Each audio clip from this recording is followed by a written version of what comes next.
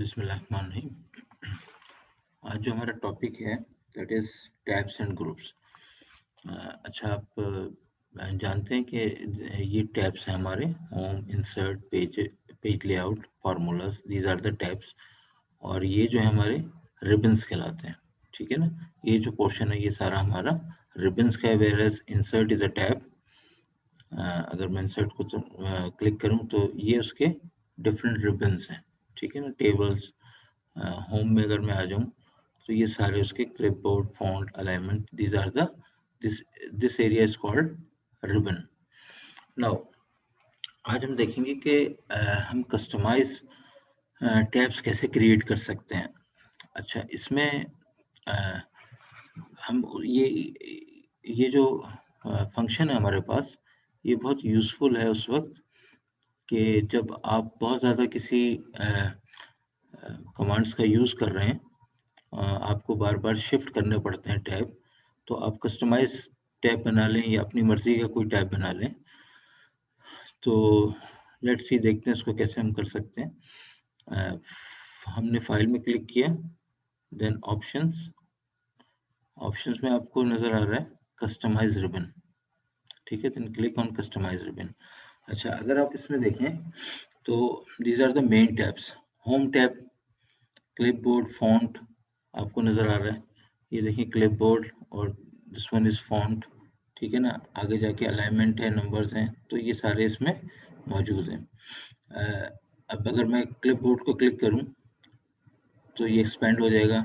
इसमें देखिए paste, cut, copy, format, ये सारी चीज़ें आपको यहाँ पे नज़र आ रही हैं। ठीक है ना, तो अगर हम कस्टमाइज बनाना चाहें तो कैसे बनाएंगे कि अभी हम इसको मिनिमाइज कर देते हैं। ठीक है ना, then click on new tab. ठीक है, ये मैंने न्यू टैब पे इसको क्लिक कर दिया। फॉर एग्जांपल देखिए आपके सामने आ गया न्यू टैब। ठीक है ना, तो मैं ये नाम रखना नहीं चाहता, मैं चाहता हूँ कि जी इसको रीनेम कर दूँ। तो एक बटन आपको यहाँ नज़र आ रहा है रीनेम का, क्लिक करें आप इसको। ठीक है, तो यहाँ से आप इसका कोई भी नाम दे दें। मिसाल के तौर पे हम इसको दे दें जी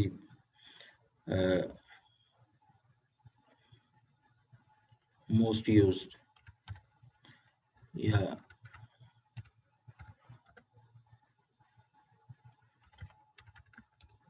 माय कमांड्स। ठीक है, हमने ये टैब का नाम दे दिया, that is my commands. Then click on okay. ठीक है ना, अब अगर आप देखें तो अगर मैं इसको ओके करूं तो आप देख रहे हैं कि ये एक आपके पास टैब नया क्रिएट हो गया, माय कमांड्स। ठीक है, इसके रिबन्स में कुछ भी नहीं है अभी।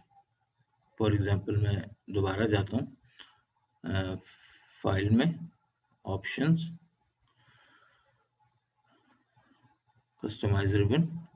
ठीक है, आपके पास ये मौजूद है। मैं फॉर एग्जांपल इसमें कुछ रिबन सेट करना चाहता हूँ, तो मैं यहाँ पे इजीली, फॉर एग्जांपल मैंने देखा कि आप चाहो तो ऑल कमांड्स कर लो, चाहो तो इसी में से आप चूज कर लो। हम इसी में से चूज कर लेते हैं। फॉर एग्जांपल कि मैं फॉन्ट फिल कलर करना चाहता हूँ, तो मैं ऐड करूँगा, ये ऐड हो गया। ठीक है, और मैं चाहता हूँ कि इसमें फॉन्ट भी आ जाए, तो आई ऐड फॉन्ट, और एक और कर लूँ मैं इसमें, दैट इज फॉर्मेट सेल। ठीक है ना, then click on okay.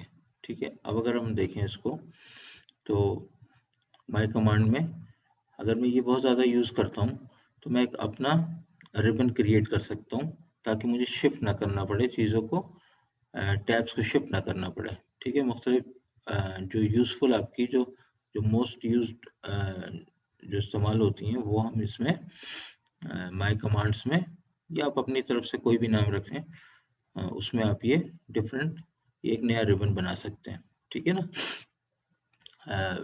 For example अगर दोबारा मैं इसको करूं, fill, file, option, quick access toolbar, ठीक है।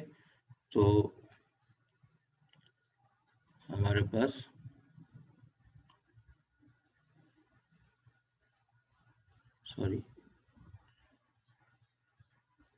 फाइल ऑप्शन कस्टमाइज रिबन पे मुझे करना था, ठीक है। इसमें ये हमारी आ गई। आप चाहो तो इसको कोई नाम देना चाहो तो आप इसको रीनेम कर दो, ठीक है ना। न्यू ग्रुप का आप कोई भी नाम रख सकते हैं।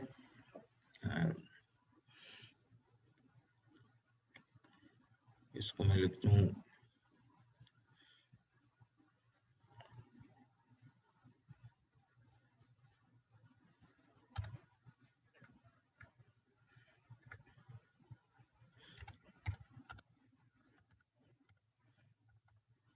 रिबन के नाम से। अगर मैं इसको सेव कर लूँ, ठीक है ना, तो ये देखें माय रिबन के नाम से सेव हो गया ये, ठीक है ना। तो इस तरीके से हम अपनी मर्जी से कोई भी टैब क्रिएट कर सकते हैं, ठीक है ना। अब अगर मैं इसको डिलीट करना चाहूँ तो देन गो टू ऑप्शंस। अगर मैं कस्टमाइज रिबन, ठीक है ना, ये मेरा था। अगर मैं इसको डिलीट करना चाहूँ फॉर एग्जांपल, तो इसको मैं सेलेक्ट करूँ और रिमूव कर दूँ, प्रेस ओके, ठीक है। तो ये यहाँ से रिमूव हो गया, ठीक है। तो ये हमारा था आज का tabs and groups. That's all.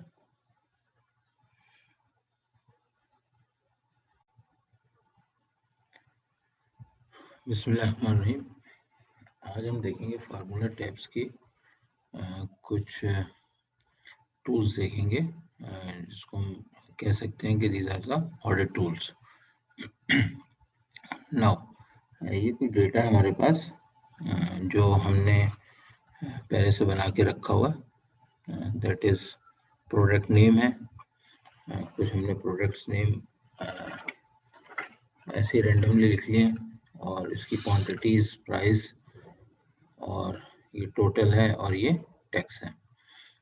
Tax को हमने एक सेल में लिख दिया, P1 में, P2 में 15% टैक्स, ठीक है। तो ये हमारे पास सिंपली एक डेटा है। अगर हम कहें कि जी ये जो है आपको नज़र आ रहा होगा कि हमने इसका फार्मूला जो है किससे हमने इसको मल्टीप्लाई किया, E4 से। पहले वाले को E4 से, टैक्स परसेंटेज को E4 से मल्टीप्लाई किए तो इसका 315% टैक्स जो निकल रहा है वो आया, ठीक है ना। बाकी और चीज़ें जो हैं जैसे टोटल है वो C4 और D4 को मल्टीप्लाई करके निकाला हुआ है। अगर इन चीज़ों में आप देखो तो अगर आप इस फार्मूला बार की तरफ नज़र रखो तो आप देखोगे कि आपने कॉलम आपका सेम है, ठीक है, और रो आपकी चेंज हो रही है। कॉलम आपका सेम है, रो आपकी चेंज हो रही है, ठीक है ना। वेयर जब टेक्स्ट को हमने मल्टीप्लाई किया तो हमने क्या किया, $P$2, यानी इसको हमने, इस वाले को हमने फिक्स किया हुआ, वेयर एज रो आपकी चेंज होती जाएगी, ठीक है। अगर आप इसको देखें तो रो आपकी चेंज हो रही है, लेकिन ये जो है आपका सेम है। अगर हम इसको फिक्स नहीं करेंगे, डॉलर साइन नहीं लगाएंगे तो ये भी चेंज होता रहेगा, तो रिजल्ट पे आपका इफेक्ट आएगा। ओके, खैर। तो अगर हम फार्मूला बार में जाएं, ये हमारा फार्मूला है, फार्मूला टैब में जाएं तो आप देख रहे हो कि कुछ फार्मूलाज हैं यहाँ पे, जैसे शो फार्मूला। अगर मैं इसको क्लिक करूँगा तो आप देखोगे इसमें जहाँ जहाँ शीट में फार्मूला आपको नज़र आ रहा है वो इस पे शो हो जाएगा, जैसे ये देखा आपने। तो अगर आप फार्मूलाज देखना चाहते हो कि ये फार्मूला इसमें अप्लाई हुए हैं तो आपने जस्ट शो फार्मूला टैब में आपने देखना है शो फार्मूला, उसको क्लिक करेंगे आप तो जितने भी शीट पे फार्मूला जहाँ जहाँ अप्लाई हो रहे हैं वो विजिबल हो जाएंगे। नाउ तो ये एक अच्छा टूल है जब आपको फार्मूला देखना हो। तो जब इसको मैंने क्लिक किया तो ये वापस चला गया, ठीक है ना। ट्रेस प्रेसिडेंट जो है, ट्रेस प्रेसिडेंट जो है, मिसाल के तौर पे ये क्या करता है कि अगर मैंने फर्ज करें इस पे रखता हूँ मैं या इस पे रखता हूँ तो इसमें कोई फार्मूला नहीं है, सिर्फ 55 वैल्यू है। अगर मैं टोटल पे रखता हूँ इसको और शो प्रेसिडेंट करता हूँ तो ये आपको ये बताता है कि ये फार्मूला बना कैसे है, ठीक है। यानी कि C11 एरो से आपको बता रहा है और डॉट से बता रहा है कि ये दो सेल्स इसमें इस्तेमाल हुए, ठीक है ना। और आपने देखा कि मल्टीप्लाई भी हो रहा है ये, ठीक है ना। ओके, नाउ फर्ज करें अगर मैं जैसे इस पे इसको मैं अगर चाहूँ कि ये एरोस चले जाएं तो यहाँ पे एक ऑप्शन आ रही है रिमूव एरो, ठीक है ना। मिसाल के तौर पे मैं इसको अगर इसको करता हूँ तो ये ट्रेस प्रेसिडेंट से आप देख रहे हो कि इसमें एक परसेंट का सेल इस्तेमाल हुआ है और एक टोटल का सेल इस्तेमाल हुआ है, दोनों को मल्टीप्लाई किया गया है, ठीक है ना। अगर मैं इसको एक दफ़ा और क्लिक करता हूँ तो इसका मतलब ये हुआ कि ये इसका रूट क्या है, यानी कि आपको सारा इसका रूट बता देगा कि कहाँ कहाँ से कौन से सेल इस्तेमाल हुए हैं। तो यानी इसका मतलब कि टोटल वाले लास्ट सेल जो है इसने बताया कि इन दो को यहाँ पे मल्टीप्लाई किए। ये अगर मैं इस पर क्लिक करूँ तो आपको नजर आ जाएगा मल्टीप्लाई किए और यहाँ पे ये इसका एंड रिजल्ट निकला है, ठीक है ना। इसी तरह अगर मैं इसको रिमूव एरो कर दूंगा तो ये एरो हमारा रिमूव हो जाएगा, ठीक है ना। फिर हमारे पास आता है ट्रेस डिपेंडेंट्स आता है। तो मिसाल के तौर पे अगर मैं इसी में रख लेता हूँ और ट्रेस डिपेंडेंट्स करता हूँ तो ये देखें क्या होता है, इसमें कोई फार्मूला फाउंड नहीं कर रहा है ये, ठीक है।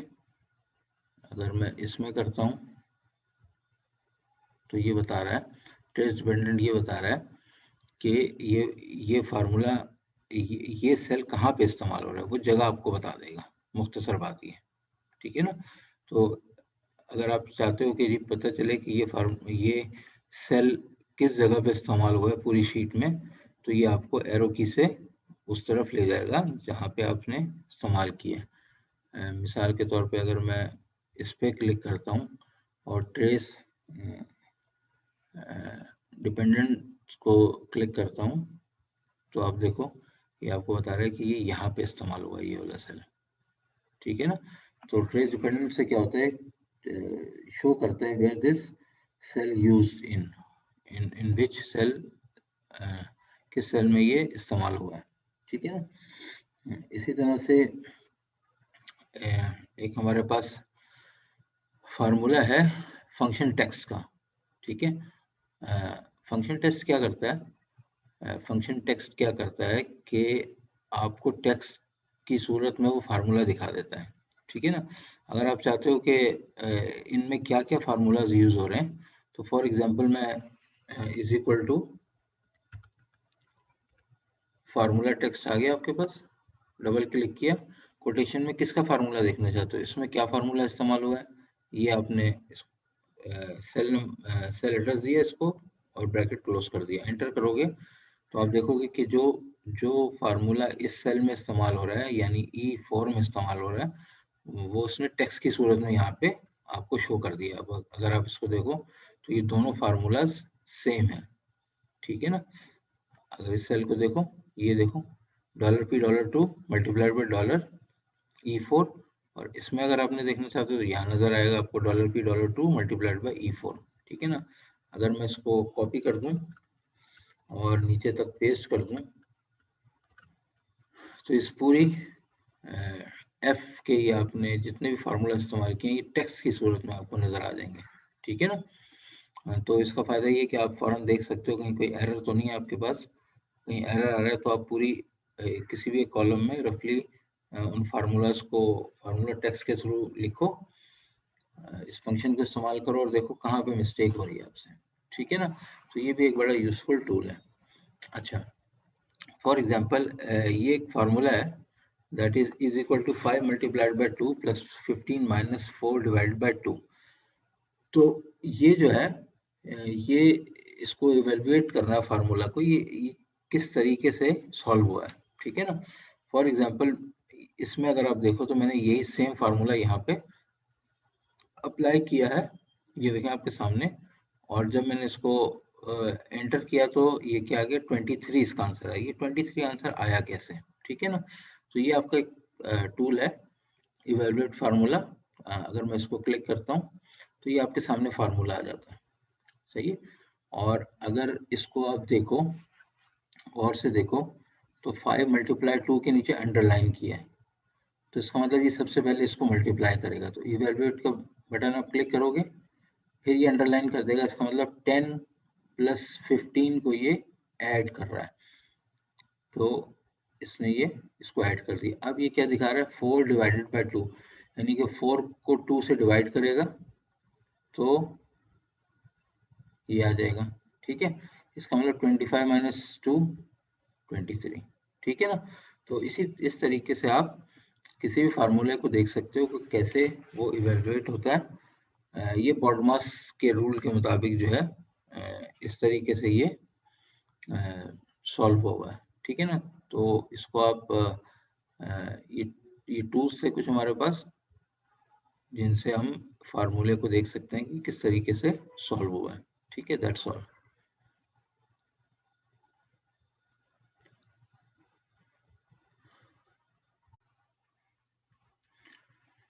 बिस्मिल्लाहिर्रहमानिर्रहीम। आज जो हम फंक्शन करेंगे वो इफ फंक्शन है with more logical using logical functions. अच्छा, ये हमारे पास एक इंटरफेस है माइक्रोसॉफ्ट एक्सेल का, इसमें हम कुछ डेटा फिल कर लेते हैं। मिसाल के तौर पे सीरियल नंबर यहाँ पे हम कर लेते हैं, कुछ serial number,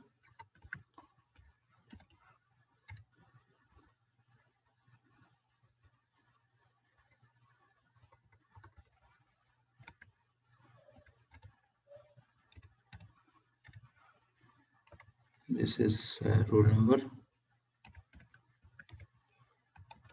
seat number,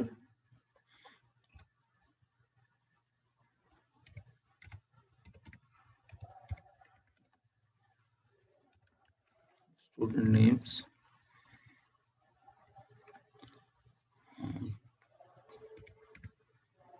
let's suppose term marks,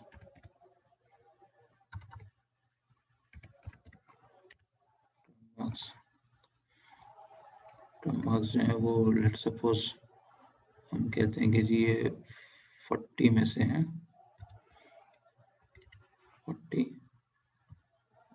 and थोड़ा सा बड़ा करते हैं और ये फाइनल है।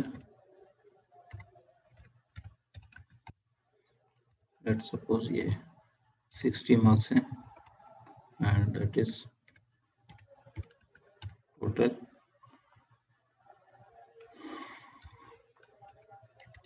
100 मार्क्स।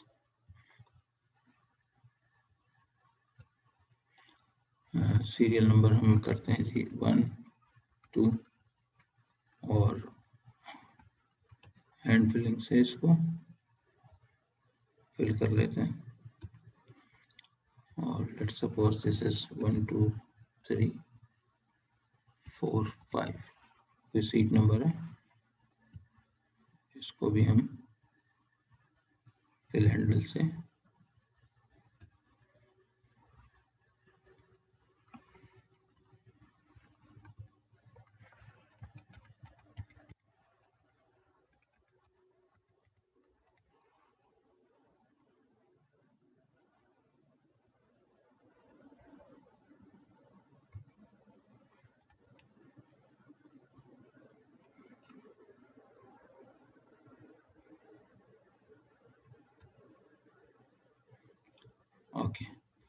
लेट्स सपोज ये हमारे पास कोई सीट नंबर्स हैं और नेम 1 एंड ये कोई स्टूडेंट्स हैं,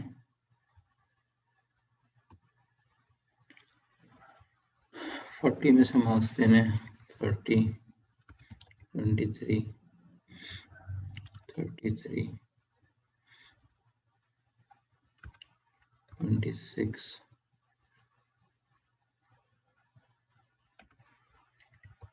20, 25,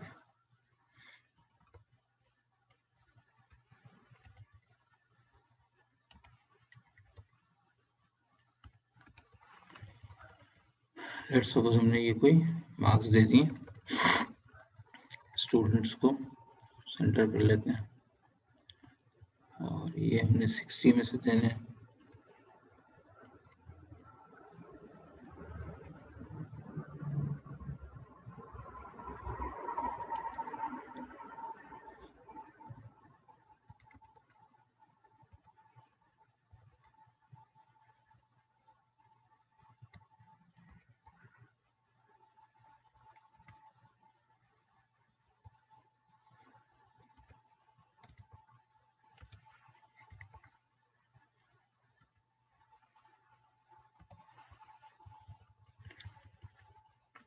okay, is equal to some कर लें इसका, इज इक्वल टू सम, और किस किस का सम करना है, इसका सम करना है और इसका सम करना है, सॉरी इसका सम करना है एंड दिस वन, और कॉपी और पेस्ट। ओके, फिर हमारा जो कॉलम आ रहा है वो ग्रेड्स का आ रहा है,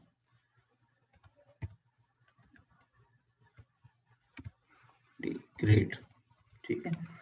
तो ग्रेडिंग हमारे पास, लेट सपोज हम फर्ज कर लेते हैं कि जी हमारे पास 95 greater than and equal to 95 जो है, चलिए मैं इसमें आपको फार्मूला बताता हूँ। तो हम स्टार्ट करेंगे, इज इक्वल टू इफ, ठीक है, bracket open, nested if use करेंगे हम इसमें। इफ हमें किसका चाहिए, ये यानी कि H3, सही, if H3 is greater than equal to 95 या 95 से बड़ा हो तो हमें क्या ये दे दे, डिस्टिंक्शन दे दे, क्या प्रिंट करे, डिस्टिंक्शन, ठीक है, then comma, then again if, अगर आप if bracket open, logical test कहता है, ठीक है। तो लॉजिकल टेस्ट हमारा वही H3 greater than and equal to, greater than and equal to 90 हो तो क्या प्रिंट करे, ए प्रिंट करे, कॉमा, अच्छा, if bracket open, logical test H3 is greater than and equal to 80 से बड़ा हो तो value if true, value if false, तो क्या प्रिंट करें, लेट्स सपोज P प्रिंट कर देंगे, then again comma, if H3 comma, sorry, H3 greater than equal to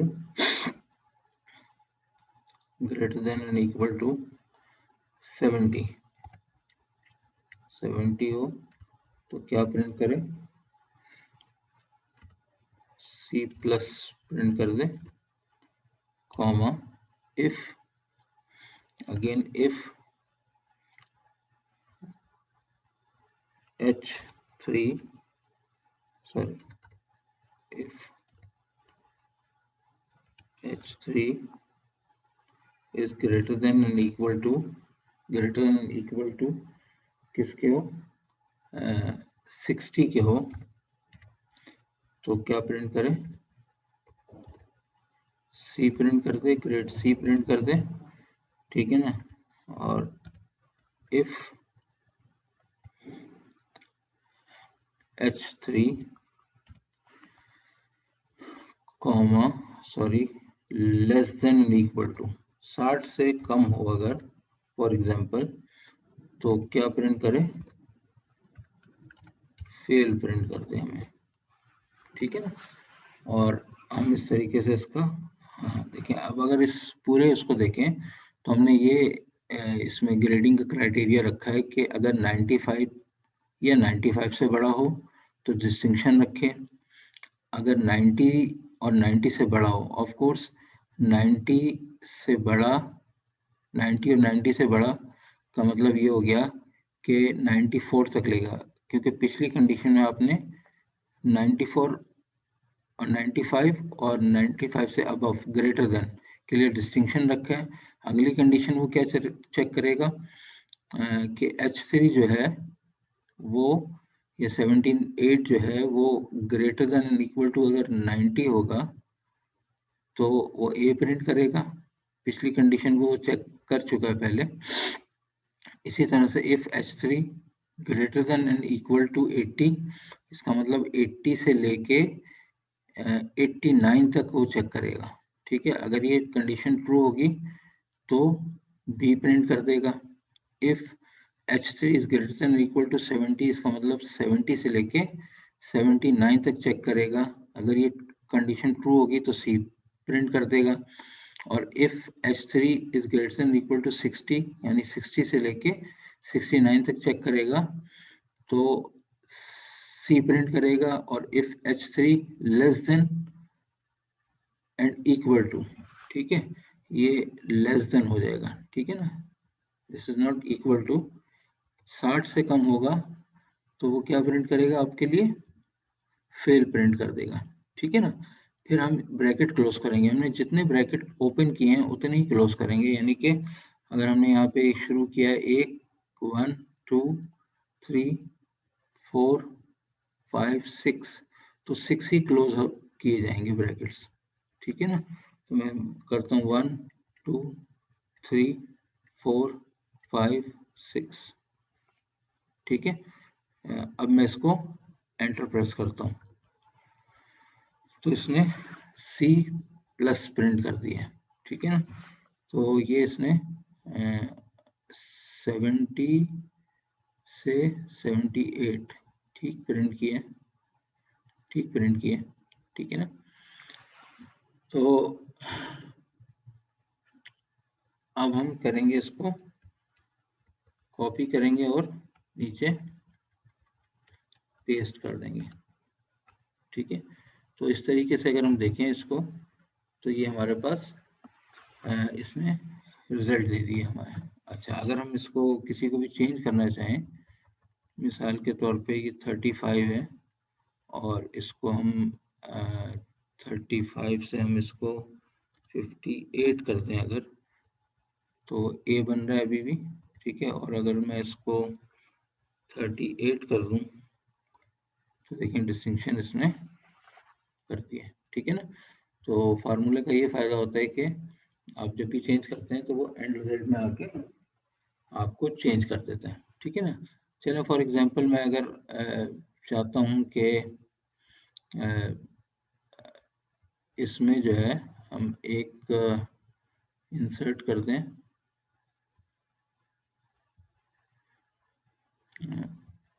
insert कर दें कॉलम, ठीक है। अगर मैं इसमें इंसर्ट करना चाहूँ एक कॉलम को यहाँ पे, और मैं यहाँ पे चाहता हूँ कि जी रैंक्स आ जाएं,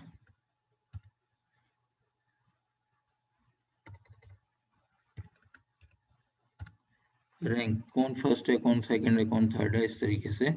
तो आपको पता है फंक्शन जो है is equal to rank. Rank आपके सामने आ गया, ठीक है। किसका रैंक निकालना है, इसका निकालना है, कॉमा रेंज क्या हमारी, यहां से लेके यहां तक, ब्रैकेट क्लोज, एंटर। तो 78 जो सेकंड नंबर पे, ठीक है ना।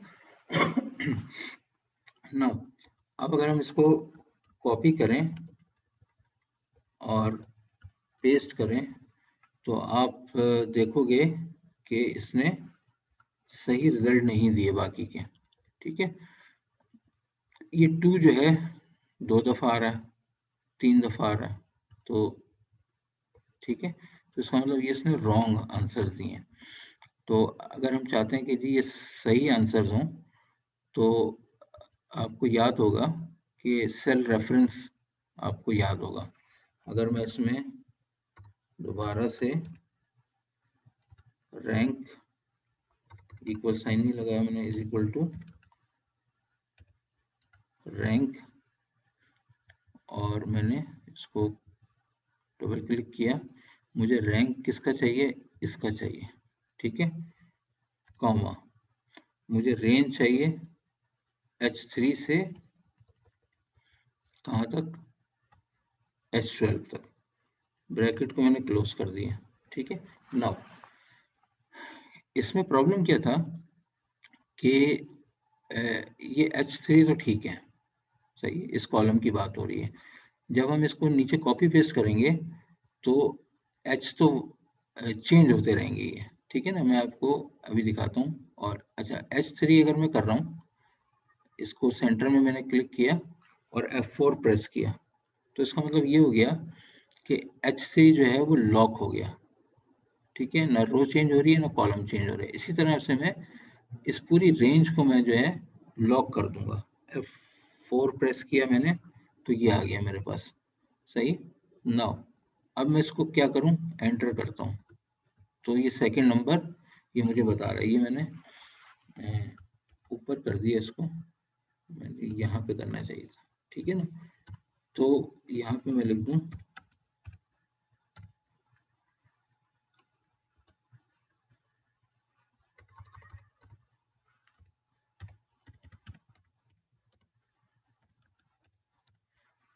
जो करेक्ट आपका रैंक आ रहा है वो क्या है,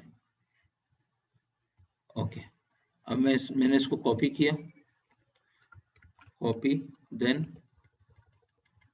पेस्ट, सही।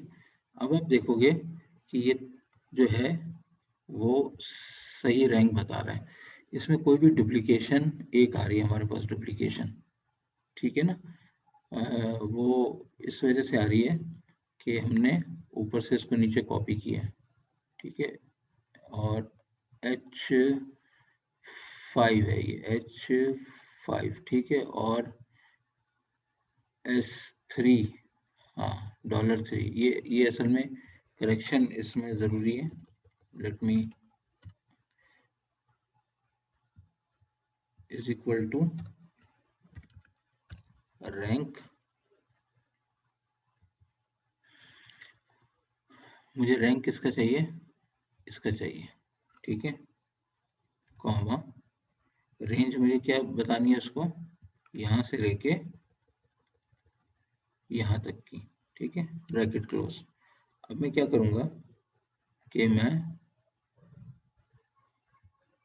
H3 को लॉक कर दूंगा।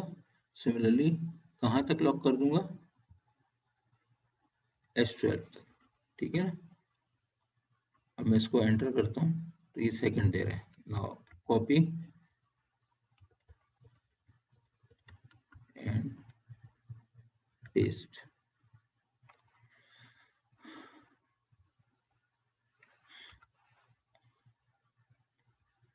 तो ठीक, अब ठीक दे रही है, अब ठीक दे रहा है, ठीक है ना। नाउ इसमें और इसमें फर्क क्या है, इसमें और इसमें फर्क क्या है, ये देखें H3 यानी कि ये वाला रेंज क्या दी है, H3 से H12 तक।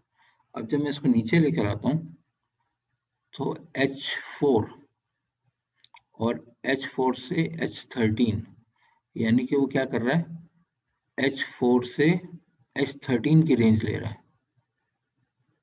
ठीक है, H4 से H4 ये रहा, H13 ऊपर वाले को छोड़ दिया इसने। इसी तरह नीचे आएंगे जब हम, तो आप देखो H5 से H14 की रेंज ले रहा है, ऊपर के दो छोड़ दिए। तो हमने इसमें क्या किया, हमने इसको लॉक कर दिया, सेल रेफरेंस से लॉक कर दिया, ताकि जब भी आप नीचे वाली रो में जाओ, नीचे वाली सेल में जाओ, तो वो उसको लॉक कर दे। लॉक क्या हुआ है, रेंज लॉक हुई है, यानी H3 से H12 हमेशा सेम रहेगा। सिर्फ आपका क्या चेंज हो रहा है, H4 H3 H4 H3 H5 ये चेंज हो रहा है, लेकिन आपकी जो रेंज है वो कांस्टेंट है। ठीक है ना। तो आप जब भी रैंक निकालो तो रेंज को हमेशा फिक्स कर दो, रेंज को फिक्स कर दो, और जो सेल जिसका निकालना है उसको फिक्स नहीं करना है। ठीक है ना। तो इस तरीके से आप रैंक निकाल सकते हो। Okay, that's all.